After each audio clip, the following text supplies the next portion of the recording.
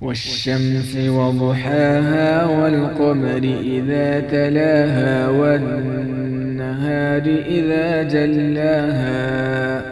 والليل إذا يغشاها والسماء وما بناها والأرض وما طحاها ونفس وما سواها فألهمها فجورها وتقواها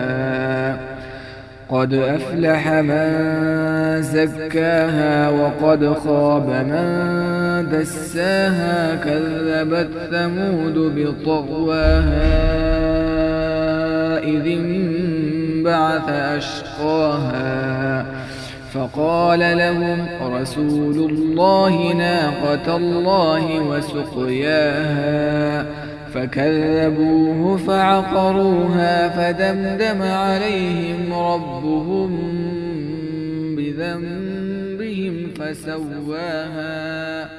ولا يخاف عقباها.